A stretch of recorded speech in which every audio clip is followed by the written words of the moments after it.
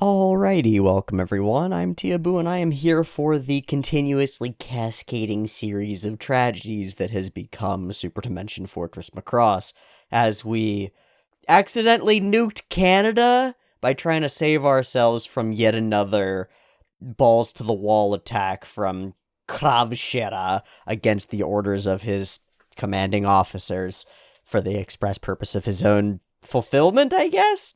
Asshole. So we built ourselves a really cool new barrier defense system, and nothing went wrong with it at all, and we were totally protected from the attack. Psych.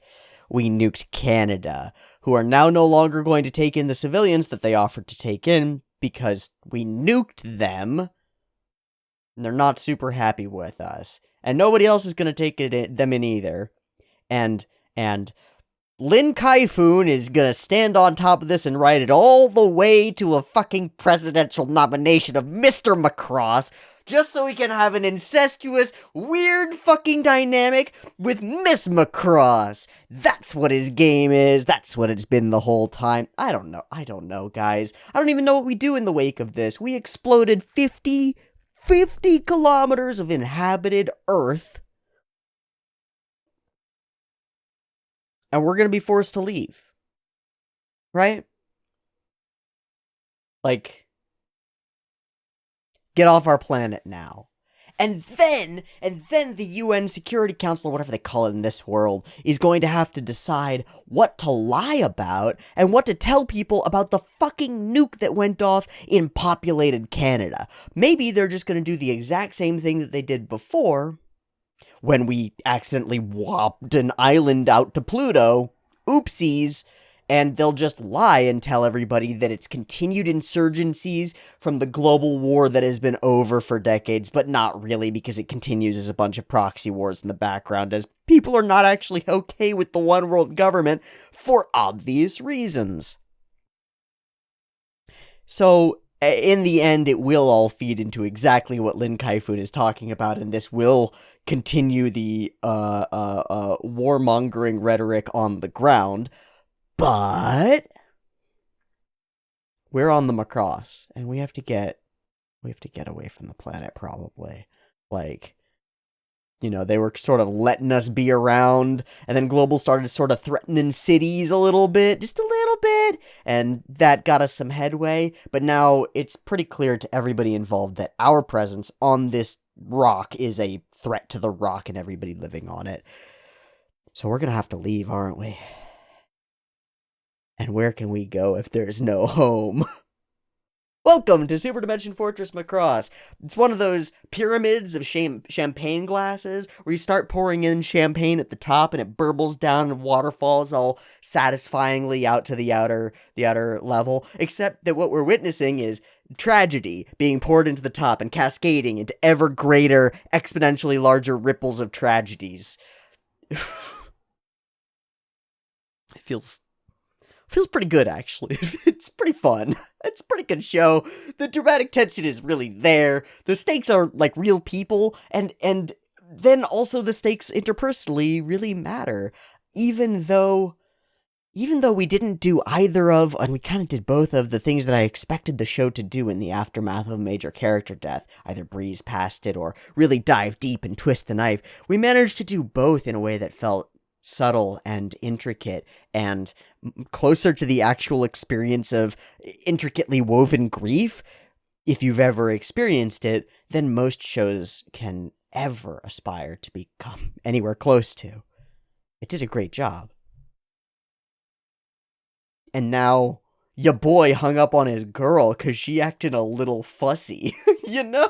Lin-Man is a little fussy, little princessy, little self-defeating in some ways, in that Hikaru was okay with that when he was just sort of looking at her and she was this idol and kind of a cute girl who was around, and the only cute girl who was around, he was the only guy who was around. It all made sort of sense. But now he's leveled up a little bit, and his friends have died a little bit, and he's kind of a soldier now, and the whole princess treatment, fussy, cutesy, Hello Kitty bullshit doesn't fly. You can't just escapist your way out of the reality of the war and conflict that's going on around you.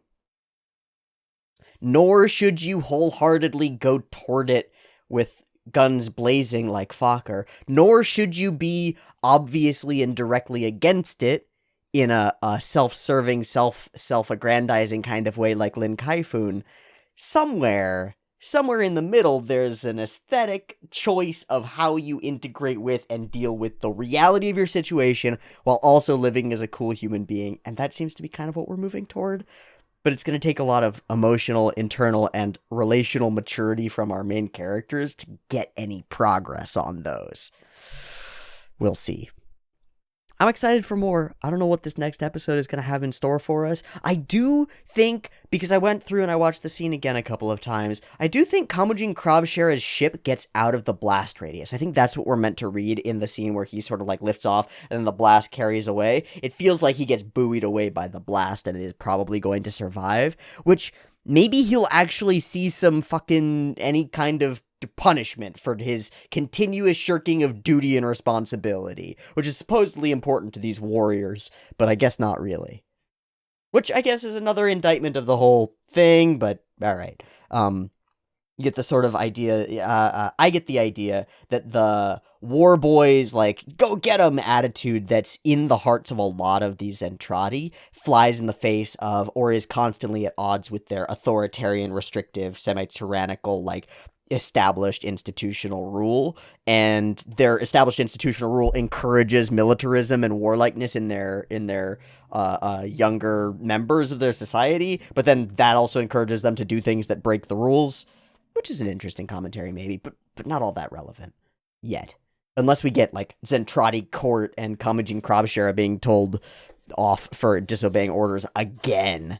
Do we have, like, a 5 strikes policy? I don't know how these aliens count. I'm going to do a drawing. It's going to be an explosion, I think. I mean, I don't know how to draw explosions super well, so that is what it's going to be. Okay, that's probably even better than it was ever before, right? I mean, we get a little bit more of a viewpoint sort of. Okay, great. So it's like a fishbowl. I don't know what I'm doing. Okay? I actually don't know what I'm doing, so just forgive me. So then if that... I remember some of the stuff that I learned when I was copying Araki's work in JoJo's, because some of his, like, sensibilities around the way he draws bullets and gunfire were really helpful for me for unpacking how, like, smoke clouds or momentum might look in certain circumstances, and then using those to shape out what stuff looks like. But I really don't know what I'm doing, and I don't know what shape this will end up taking. I'm not trying to lock it into, like, the actual view of the Macross, nor trying to, like, draw a mushroom cloud or anything like that. I'm just going to let it carry me where it will. Something really interesting about creation and art and drawing is that there's a real sense of letting go for me. Sometimes. Sometimes I'm desperately trying to force the art into a form that I perceive beforehand. I see the thing beforehand and I try to accomplish that thing. But often when I'm actually in the right mode for it, it's the opposite. It's the letting go and the allowing the thing to take its own form that gives me great relief in some sense. Authors of books say this all the time, that their characters take on literal lives of their own. They write their own stories. This idea that characters have real life to them. There are rules to our space, even if our space is fictional. The characterization that you've been given by your author determines what you're actually capable of doing as a role within the story, and that then structures what the story will be. Something like that. Okay, now here's the tough part, because this is actually would be a wall coming toward us.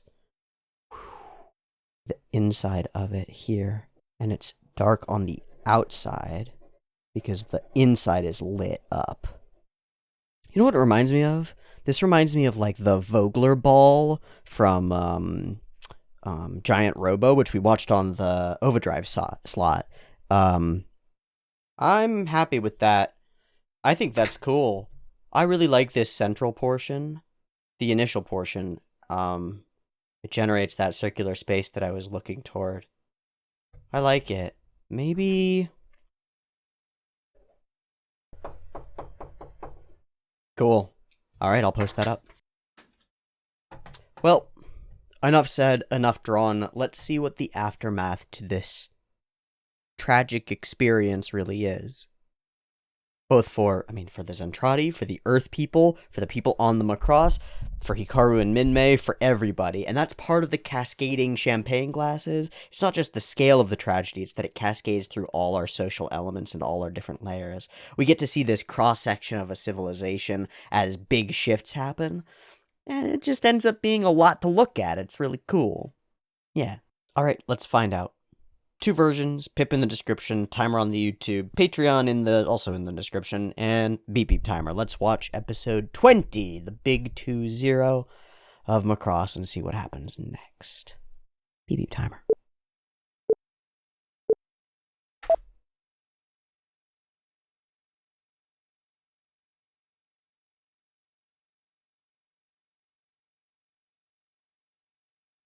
Oh shit, I'm thirsty.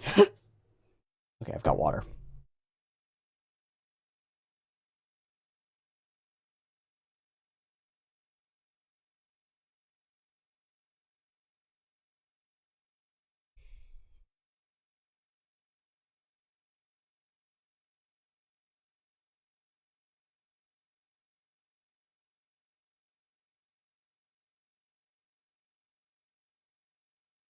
There's really this timeless quality to this OP.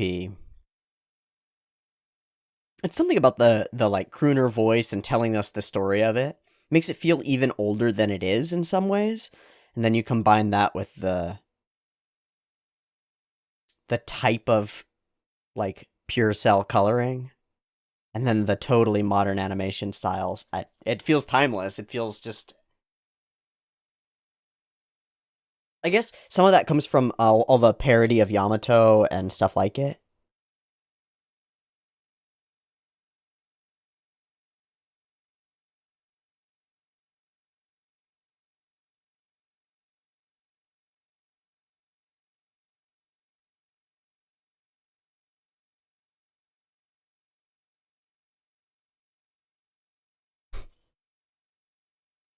So many wipes, man.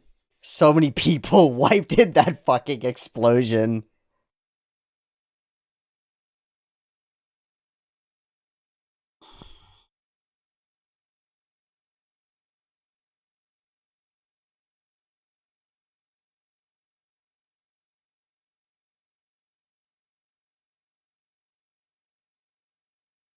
Pebble. Alright, Dante. Oh! I was hoping for something. Oh, hiya. I got duped again? Impossible. The reaction weaponry that we've always feared.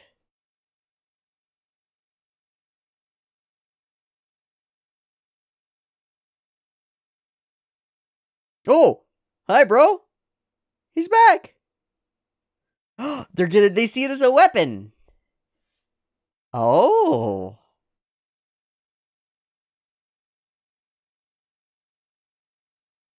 Hey, at least we're not gonna have an idiot in command. Wait, no, the ladies were in charge. Wait. Okay. Which fleet is that? What is that? Is that more powerful stuff?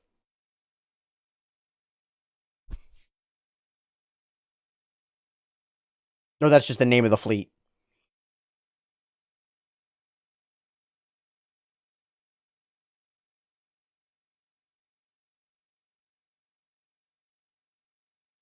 You're becoming a little uppity, Brit-Eye. Dude, I'm down. Yeah! Alright, great! Oh. Oh.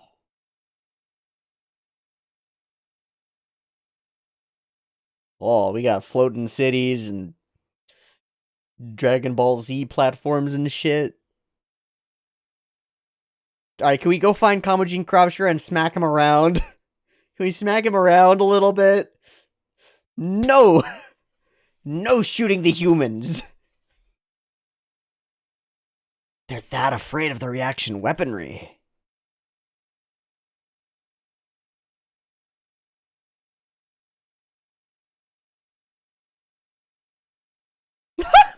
They can't even fix it! Fuck off! Fuck off! You can't even switch over to another ship? He's just gonna be shattered there forever? Oh, we're still getting supplies! Maybe. From who? Everything's great? Thanks, Canada? Like, what? This is the opposite of what I expected.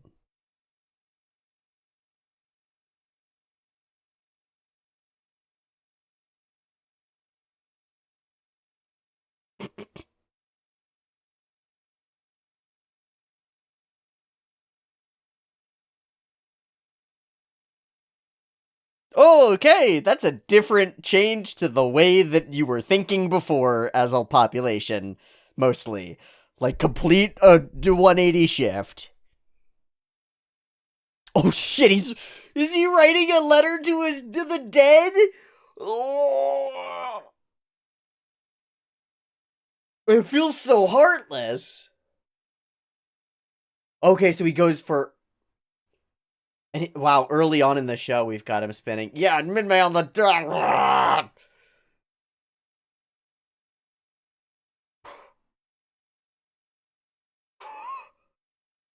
Dude.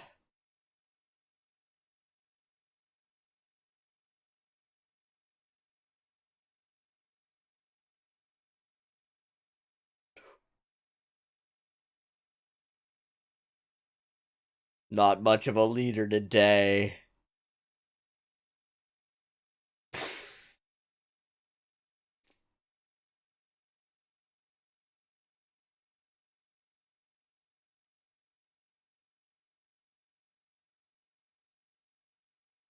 Because people keep dying.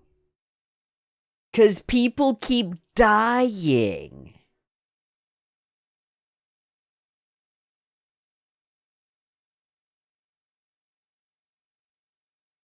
I'm doing my part.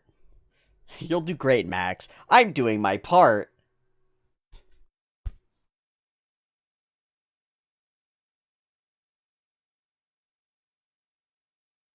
Dad? Dad?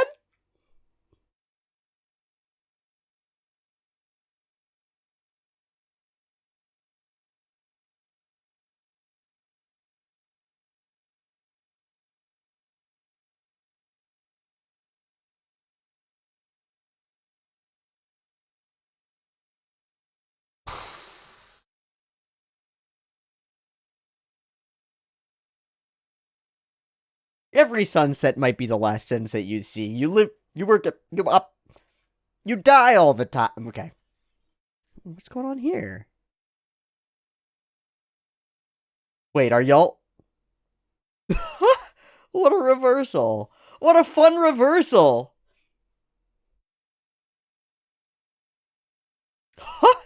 Wow, they've totally become of us.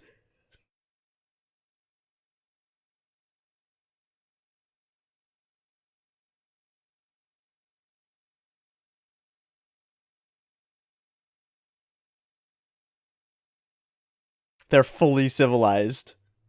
Wow! Ha ha ha ha ha. Smiling and laughing. What have we become?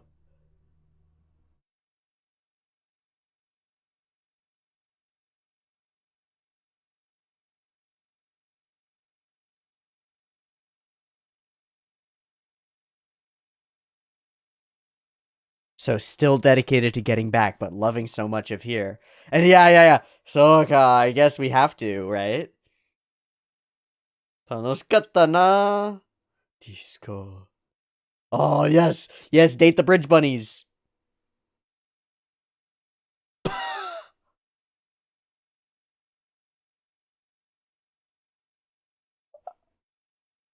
Stay my clothes and fall in love, dude. Why would they ever?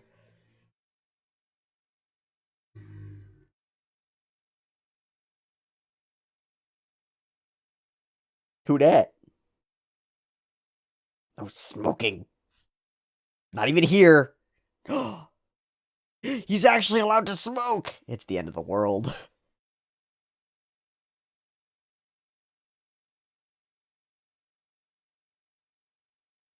So what's the message? Get the fuck out. Get the fuck out. Wow. Not even gonna give us 2 weeks? We'll blow you the fuck up. A full threat. And it wasn't even Dad. They didn't even send Top Brass, really.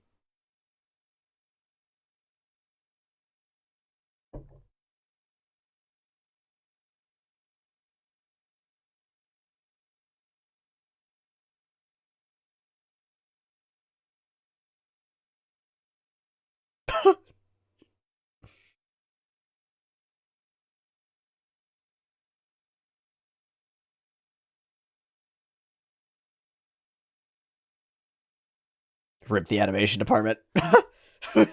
Rip the animation department. Yep. Poof.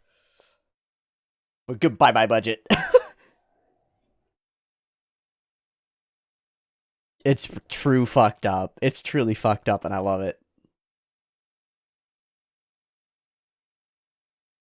We should really just drop them off somewhere.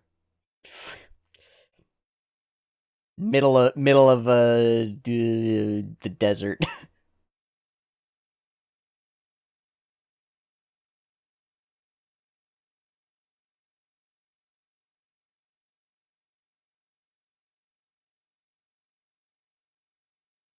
Immediate launch. Everybody knew it, though. Yeah! I mean, we saw this coming. Oh, it's a Shogunai!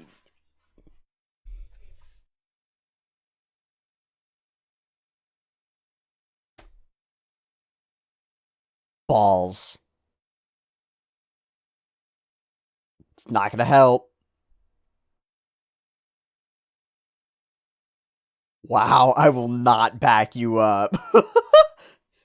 If you want to throw hands with me, Salisa, go for it. What is that? No!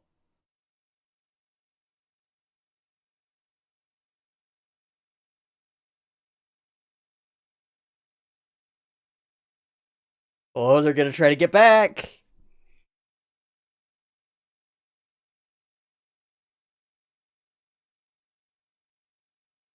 We could really use not having holes in our hull right now, bro.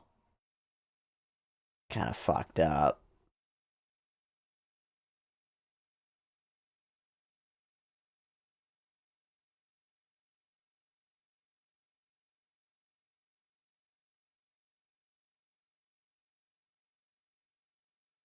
Freedom.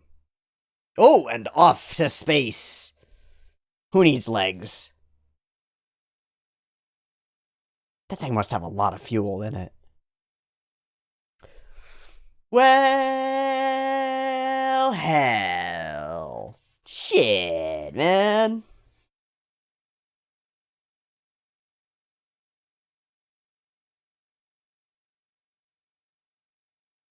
A bunch of them. Not a few, a whole bunch.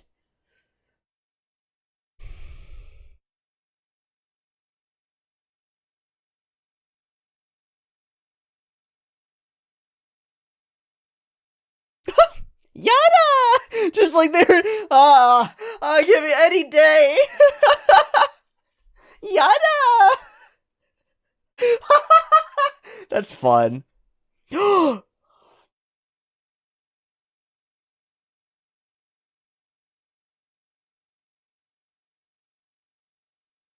Nice catchy. Nice catchy.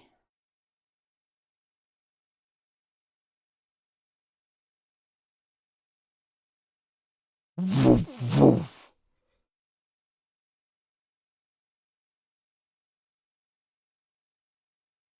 Yada!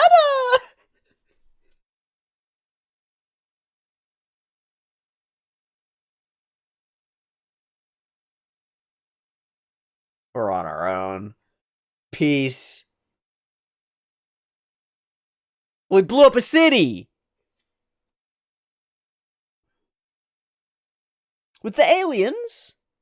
Alright, yeah, reasonable, I guess. But they're not reasonable. Okay. Yeah, they never listened, really. They really, truly never listened to any of our shit. Just pickle ships galore coming at Earth! And with a plan that sounds like they're gonna Death Star our planet.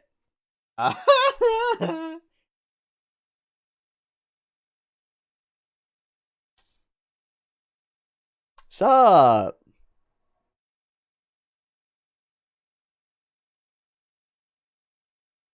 I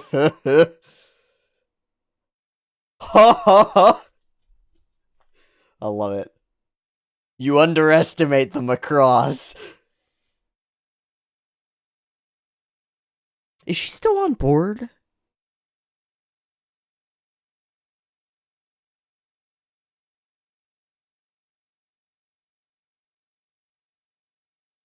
Great. Oh, okay. We get to chat. And wait, actually, though, is Milia still on board? That really is the question. Oh. Oh, a bunch of tiny junk. They're to bring a bunch of stuff back. I don't understand at all. But that scale, it's like totally. They got this cool music thing, and there are girls, and they do disco.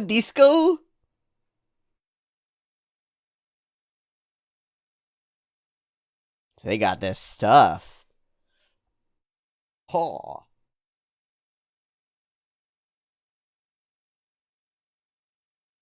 Do they have any Minmay music? Hmm. Reconstructing, building new things. Communal gatherings. Freedom.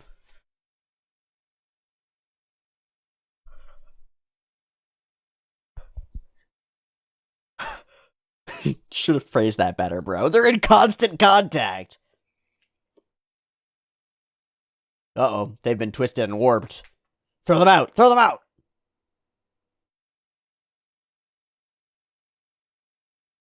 Yeah, but they've got an actual bit of insight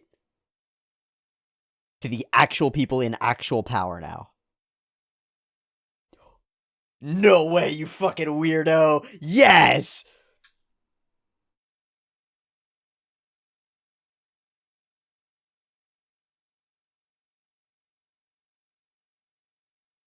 Sweet.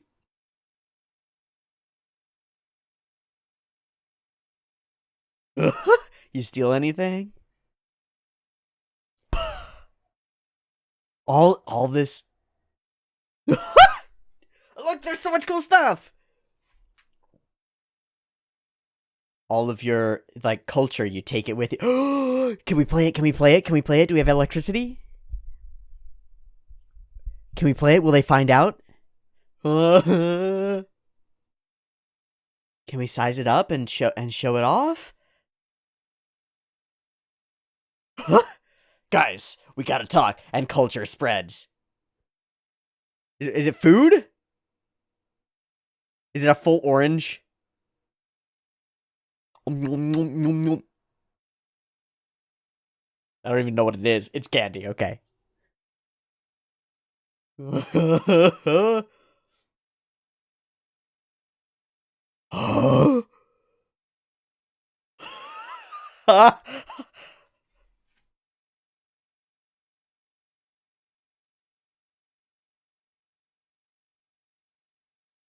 It does something to my insides. Makes me feel a thing. What is the... Oh my god, it's gonna spread. A different kind of ripple. A different kind of cascade. Oh my goodness. That's so cool. The power of the thing, even in the midst of being repressed and restrained. Hi, we're doing a show. What? Are we announcing that we've taken off? Alright, Captain Global. You're the man.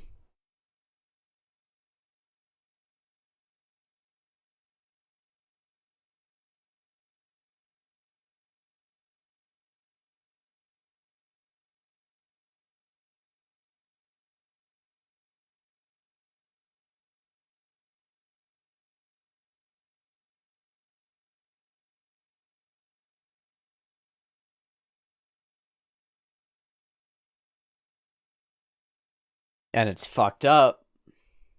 You're stuck.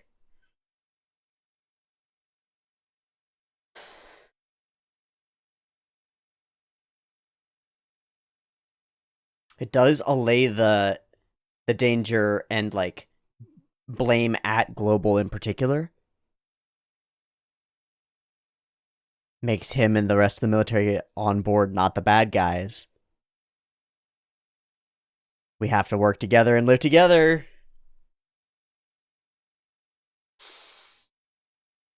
Oh,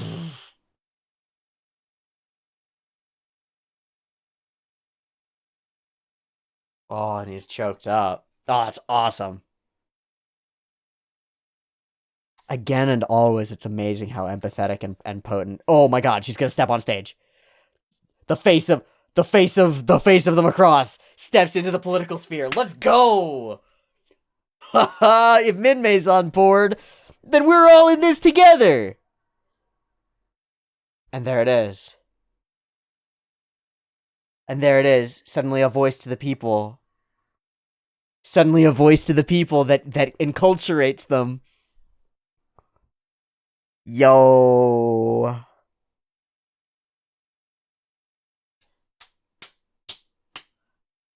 There's the show. There it is. There it is. There it is. She stands up to be a figurehead on the front of the ship, on the bow of the ship.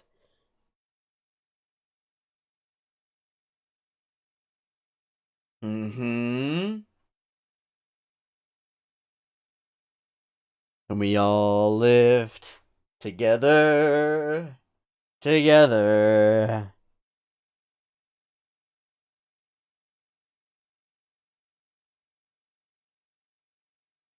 And so our launch becomes something of a triumphant altogether against all the encroaching threats. It turns the whole situation of why aren't we being let off? Everything's uncomfortable and wrong to like, wow, we've been abandoned and all we have is ourselves. So Macross as a whole is now Minmay and Hikaru in the brig, like down in the belly of the ship.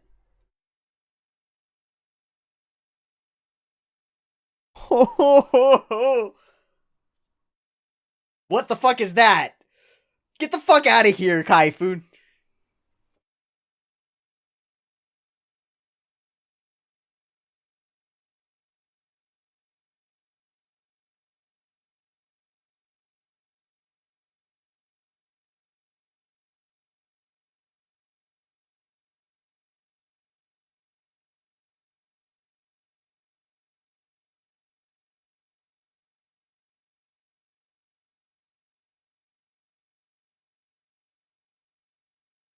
Reusing that little clip.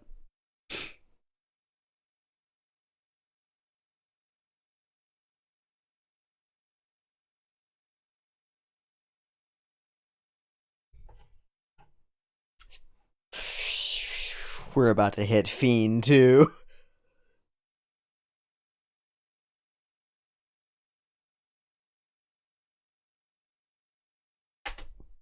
Wow. Okay. Right there, man.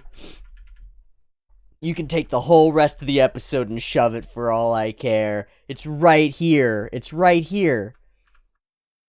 When Captain Global, our strong captain, begins to choke up and can't apologize effectively enough with his deep and lasting, like, duty, responsibility, empathy for the population that he's putting at risk and doesn't have a way out from. He chokes up, and Lin Minmay, face of the Macross, literally Our Lady in White at the front of the group, a Catherine the Great figure, a Joan of Arc figure, right, steps into her role. Finally. She's already been in it, being this buildup of someone around whom cultural identity gravitates and orbits, pulling people together. And we see that even pulling the Zentradi in. In fact, I'd say we use the Zentradis being pulled by Minmay and being pulled by the culture to demonstrate how it actually affects all of us. But because we're used to it, it's normal for us. And with the Zentradi, they're not used to it. And so it's weird for them. And so we can really clearly see the shift in the juxtaposition. But it's here with a look of not being certain what she's doing on her face. That's how I read that. Like, just compelled, like drawn toward it. Like, episode 1 or 2 or whatever of My Hero Academia, Midoriya just like runs forward. He doesn't know what he's doing. He's just like, my role, I'm called. And so often it's a heroic step, but here it's the step into a literal acting role to take, right? And it's one that comes purely from genuineness, but it is still a role that she's stepping into. And so she ends up on the stage, and we cut out from it, so we're looking at it on her family's screen. And she manages to say this, we've lived here for a long, long time. This is home for us, right? Mina? Together? Like all of us? Right? And our city is here.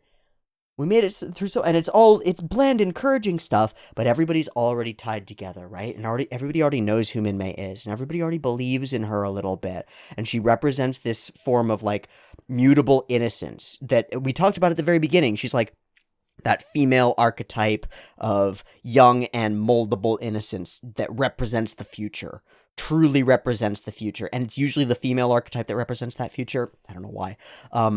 Especially in Japanese media, especially in Japanese horror cinema, but all the way through, she represents that future. And so the future stands up and tells you, we can do it. Please, just believe. Clap your hands. I do believe in magic. I do believe in fairies. And so we do. So everybody claps their hands and goes, we do believe in fairies. We do believe in fairies. And magic happens. The magic is that we all turn from our internal bickering and from our worries and from our, like, the military is doing this. No, that's the civilians are the problem. We turn from all of that to we're all in this together and we got to get out of here. Again, our backs are up against a wall, a corner. We have no choice. We'll choose to believe in an unknown, unknowable promised land future of capacity to return to our previous Holy Land, which is interesting and definitely ties into a lot of religious mythologies of like the place from which you came is the place to which you will return, both heavenly and on world. Weird ideas like Garden of Eden becomes the land of milk and honey, becomes the future kingdom of God, kingdom of heaven in a lot of our religious mythology. And so something similar here is like the idea of a nomadic population thrown from their homes, or even on a similar, smaller scale, a prodigal child or prodigal son wandering out from their homes and then eventually allowed to return in a different sense is like nailed. Awesome. And at our figurehead of our ship, which is a ship, is Lin Minmay, literally the figurehead and the woman of the waters, right? Guiding us forward and doing so through song, which enculturates and weaves through us and ties us all together as individual people. Okay, that's pretty fucking cool, right? Like, that's the show. That's the show. It's right here. The whole, I'm 20 episodes for this moment to happen, finally. And we've been talking about it. It's been in not just a little bit, but these highly juxtaposed sequences of Minmay singing Kyun, Kyun, Kyun, Kyun while pilots are dying, right? That all finally clicks and comes together here, where we're not just looking at things like double exposed, layered on top of each other, but we're actually looking at them in the same frame, in the same scene. There's Minmay, and there's the military, and they are now aligned in some sense, and she is now a figurehead for them, with all of the problems that might come with. Extraordinarily cool.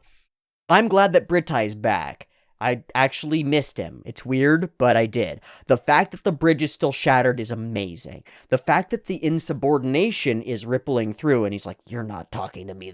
You're not giving me the proper respect. You're becoming impolite in your speech. And he goes, oh, kaka, your excellency. You're just imagining it. But it is filtering through a little bit, right? Everybody's like the basis of Zentradi society has been questioned. It's not falling apart by any stretch, but it's been questioned for sure. And it's the kind of thing that they couldn't even consider questioning before. But now the consideration that there might be a question opens the world to them, and they're able to question everything a little bit. It's like awakening of a child. I like all the wandering around the Zentradi city. It's cool. I do wish that some of the animation budget that was spent on this stuff was instead spent on some of the character interactions, which again have been a strong point sometimes. Like the sequence between Lisa Misa and Global as they stand there with their drinks is pretty bland and flat. And there are a couple of times when female characters with their calves look like just like set to points, and then just sort of like Misa Lisa does it, and then Lin Min Mei does it when she's walking around. I would like those scenes to be a little bit more on the up and up, and you can dispense with some of the cool Zentradi stuff, honestly. But fine, it's cool Zentradi stuff. I'm not complaining. I wish that we could spread the love a little bit, because awesome sci-fi things and big explosions and cool mechanical stuff is great, but you gotta nail the character stuff in order to actually compel us. Know what I mean? This little conversation at the beginning is pretty interesting, and it gives us a totally different worldview than we had previously. One thing that I don't think we do super well over the course of Macross, at least so far, is demonstrate that there are a lot of sides to every issue and lots of different sections of society that feel different ways about things. Like, this couple of girls eating snacks on the street is going to have a very different opinion from the group of soldiers who eats at Minmay's, or eats at whatever used to be Minmay's, is going to have a very different set of ideas from like whatever small semi-communist anarchist group is growing somewhere in the back alley behind a smoke shop somewhere in one of these streets, because there is, right? Like, we don't do that very well. It's always this feeling like all of society is angry about the Macross leaving, and it's like all of society is angry or is like happy because Minmay's on board. It's like we don't get that feeling that there are big cross-sections of society, despite what I said in our intro about getting a cross-section of different realms of command and different sections. This is brutal. It does a really good job, and I really like a lot of the elements here. I like how he starts writing it out, and first off, it's all, he's writing out the boilerplate text that's so inconsiderate and an institution speaking through him, and he's not able to connect to these people, even though he has an emotional connection to this person who's dead, and they have an emotional connection to this person who's dead, and he has to couch his language in typewriter click-clacks, and while in action above and I regretfully am forced by my duty as soldier to inform you, beep, boop, bop, beep. And it's like inhuman. Totally inhumane. With Minmay playing in the background. And so he experiences that juxtaposed, layered thing where he's like, my life is a lie, as Minmay speaks about love and joy, and he's like, my friend is dead. And I'm supposed to tell his family, and I'm supposed to do it professionally. Like, what does that even mean? What does that even mean? And so he breaks down. He throws it away and he can't do it. He's teary-eyed and shattered. So then he stops and he picks up a pencil, and we had a scene of him in the very earliest episodes spinning a pencil just like this. And it's wrong too. It's like he's trying to become more human in it, right? He's trying to write it more humanly and avoid the typewriter because that feels too mechanical. We can just see this. It's just built into the scene. But he's going for it, and the music still bothers him. He can't. No, turn Minmay off. I can't. And then turns over to the books and the pictures and the letters that they sent, and it's just too much. He looks at the open, empty space where a human used to live, a human that was his responsibility and now isn't anymore. And that's awesome. And he breaks down at the door and then wipes his tears away in order to try to keep on a strong face for Max. And it, again, recontextualizes or cascades backward. How many times did Roy Fokker have to write letters like that? And he never let any of it show. How many times did he sit there and feel that way before it stopped feeling that way? Did it ever? That's cool. We take our character and we force him into the role and responsibility that he was looking up to before and show him that it's not all that it was, right? Like, you didn't want this, man. And he didn't want it. And now they're in the position of all these new young green wings coming in, and they're the commanders, and they're barely kids themselves. And it's like, what's going on here? Well, I'll tell you what's going on. Pilots keep dying, and we don't have enough new fodder for the meat grinder. And now you're a part of the system. You're a cog and a gear in the meat grinder. It feels bad. Why am I getting promoted? Well, we don't have anybody else. Also, you're good at this. So enjoy your responsibility. Now you're a team leader. Now you get to write the letters. Because we know you're going to survive. You're too capable. So you get to write the letters. And you get to carry that weight. Fuck. Absolutely balls out fucked. Bing bong ding dang. Dongly dangly donkey fucked. The continuous seduction of the Zentradi trio by all manner of human society is a wonderful change of pace for the episode. It's so cute that they're just entranced. Even subtly so. Even against it, they're subtly entranced by it. And they can't even, see themselves, really. They're all sitting around oh, we still have to go back, sort of wistfully thinking about whether they want to, while eating a delicious meat-filled stew that they never knew existed, and listening to the radio. Wow, it's so nice to listen to the radio while you're eating. It's all these things that we've never experienced before, and we're having a community, and we're working together, and it's not who they were at all, and they can't even really tell that they've been changed so dramatically. But we can. But we sure can, and it ends up being very funny and very fun. I love that each of them has a crush on one of the three bridge bunnies, and I particularly love that we point out the yada, and then throughout the episode, we really highlight the yadas. I love it. I love it. Man, it really is the end of the world. Gets to smoke. So this is the scene that I'm talking about. Misa Lisa's legs are weird peg legs, and then she makes one drink, and then it's two.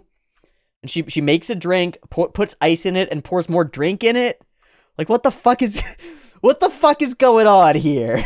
And suddenly it's two drinks, and we drew her in a mirror for some reason, because that's tough. And then we stare at each other without blinking for a solid number of while a cell jumps around. It's the most that you can ever squeeze from the little bit of animation that you actually have. They really managed to squeeze some tension out of it. So I'm on two sides. I'm of two minds about this. One mind is, I really wish that this looked better, because it would accent the scene really powerfully. And what they're trying to do is create a powerfully accented scene of decision or understanding between these two characters. So I wish that it was a little bit better drawn so that we could really feel the emotions that they're feeling as they resign themselves to this obvious thing that's inevitable to them. On the other hand, they really did manage to squeeze a lot of that sauce, that tension, out of what they had to deal with, to work with. So praise for what they did. Wish it could be better. I can do both. Fair? Fair. Contact the Teddy Bee. Ready for launch. Well, here we go. And whoom, they're in, and whoom, they're out. And now we have to go in a way. The little things that we explain to them are really awesome. Really, really awesome. But it's the stuff that they steal that makes... It's just like I said before, even if they're against it, even if they're yeah, we have to go home, they can't help but take it with them, right? they're different materially. You could strip them of all that stuff that they took back, right? You could take it all away, but they're changed. They've seen a new part of the world. They're questioning stuff. They're like, look, they reconstructed their ship. They know how to do that. That's interesting. Your bridge is still shattered glass, right? Maybe we should learn something here. And that's the sense that I get. And Britai is the most reasonable, maybe, person who could maybe hear that, and he might actually hear it. I really like that little redhead guy is interested to go and check out on his own. I know his name is X. I don't remember it, actually.